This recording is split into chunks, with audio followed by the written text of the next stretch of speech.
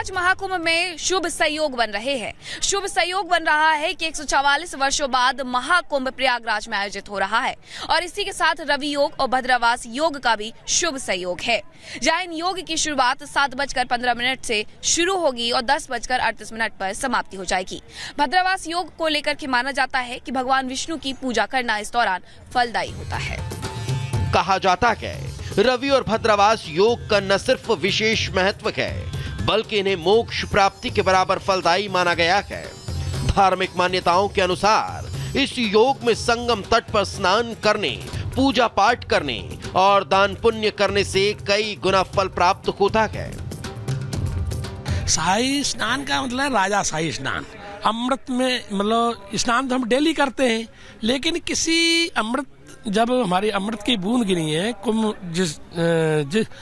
कुंभ क्यों मनाया जाता है उस हिसाब से नहाने के लिए, तो उसके हिसाब से शाही स्नान का मतलब है हमारे महामंडलेश्वर हम ये जो है 144 वर्ष बाद ऐसा संयोग बनना है। कुंभ में शाही स्नान की परंपरा बेहद प्राचीन है। शाही स्नान में सबसे पहले साधु संत और नागा सन्यासी स्नान करते हैं, जिसके बाद श्रद्धालुओं को स्नान करने का मौका मिलता है। यही वजह है कि कुंभ का यह स्नान इंसान को अंधकार से प्रकाश की ओर ले जाता है, यानी एक ऐसा स्नान जो बुद्धिमत्ता के प्रतीक सूर्य के उदय होने के साथ त्रिवेणी संगम के पवित्र जल में डुबकी लगाने वाले मनुष्य के सभी पापों को पवित्रता में परिवर्तित कर देता है। Bureau report, Republic Bharat. यह दिव्य भव्य महाकुंभ है, जिसमें न सिर्फ साधु संतों और भक्तों का जमावड़ा देखने को मिलेगा, बल्कि कई वीवीआईपी मेहमान भी महाकुंभ में आस्था के सैलाब में संगम पर नजर आएंगे। कई वीवीआईपी को निमंत्रण दिया गया है और इसी क्रम में सीएम योगी ने पीएम मोदी से उनके आवास पर मुलाकात कर उन्हें महाकुंभ का पटका पहनाकर इस विहंगम आयोजन में आने का न्योता दिया है।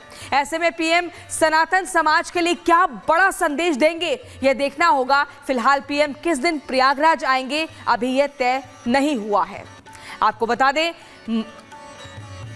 महाकुंभ के आमंत्रण की अगर बात करें तो पीएम मोदी को महाकुंभ में आने का निमंत्रण दिया गया है। पीएम मोदी पहुंचेंगे महाकुंभ में। सीएम योगी ने दिल्ली में जाकर उनके आवास पर पटका पहनाकर यह न्योता दिया है। दिल्ली में सीएम योगी और प्रधानमंत्री नरेंद्र मोदी की मुलाकात हुई थी, महाकुंभ का पटका पहनाया गया था और अब ये देखना होगा कि क्या कुछ पीएम मोदी बोलेंगे। कुंभ कलश देकर स्वागत भी योगी आदित्यनाथ ने किया। महाकुंभ मेले की तैयारियों पर जमकर चर्चा भी हुई। 13 जनवरी से 26 फरवरी तक ये आयोजन होने जा रहा है, जिसे सनातनियों का महापर्व कहा जाता है। पीएम मोदी को महाकुंभ में आने का निमंत्रण अब मिल चुका है। अब इंतजार सभी को है कि आखिर वो कौन सी तारीख होगी जब प्रधानमंत्री नरेंद्र मोदी संगम नगरी पहुंचेंगे, महाकुंभ में पहुंचेंगे और किस तरीके से सनातनियों को संबोधित करेंगे।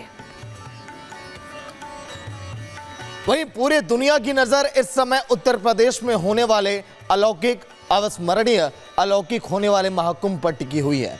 यही नहीं, इस बार का महाकुंभ कई देखिए पलों का बहुत खास यहां पर यादगार लम्हा बनने वाला है। अगर हम महाकुंभ की बात करें तो महज 2 दिनों के बाद इसका शुरुआत हो जाएगा, लेकिन साधु संतों का वहां पर समागम और अद्भुत संसार जो संगम पर लगा है वो भी आपको दिखाएंगे।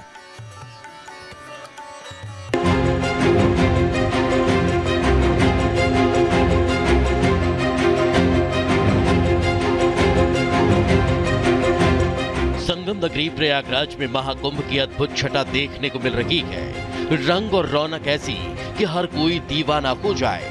अखाड़ों और संतों का आकर्षण ऐसा कि सब यहीं को होकर रह जाएं। और हो भी क्यों ना, 144 साल बाद लगने वाले मेले के सबसे बड़े और खास आकर्षणों में से एक बाबाओं का संसार जो आकार ले चुका है। इन्हीं दिव्य संतों की अलौकिकता उनके कठोर तप साधना से सबको मोहित करती है।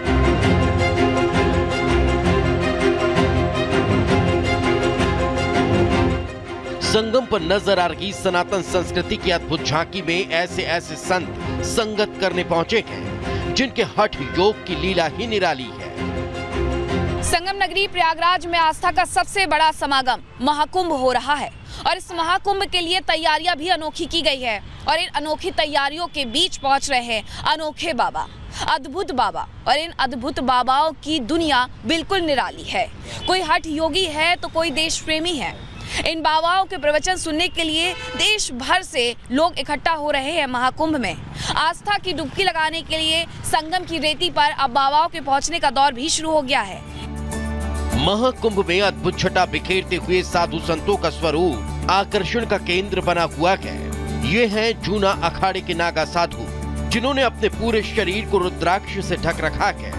उन्होंने सर से लेकर पैर तक अपने पूरे शरीर पर रुद्राक्ष पहने हुए हैं, जिसकी संख्या 1.25 लाख है। दूसरी तरफ ये हैं आनंद अखाड़े के अमित गिरी महाराज, जो पिछले 5 सालों से अपने सिर पर रुद्राक्ष का शिवलिंग बनाकर धारण किए हुए हैं, जिनकी रुद्राक्ष संख्या 51,000 है।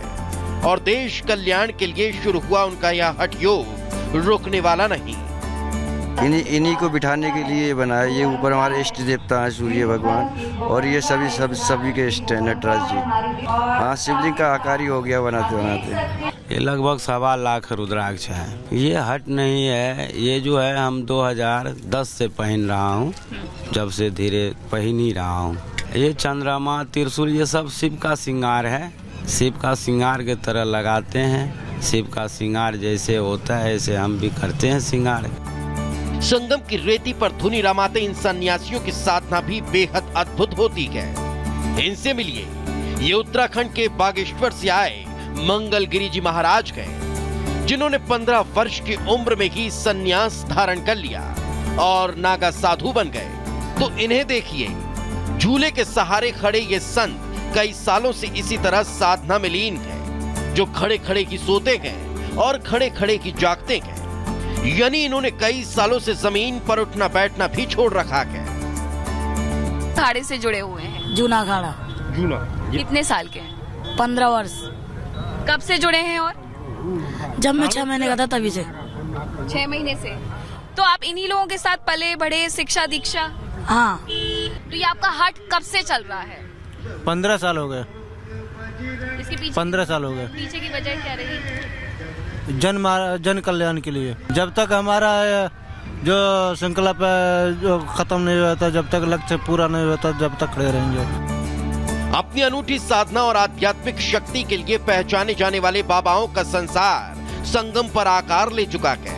संगम पर संतों की इस अनोखी दुनिया में अलहदा साधुओं का रेला नजर आने लगा है। Bureau report, Republic Bharat.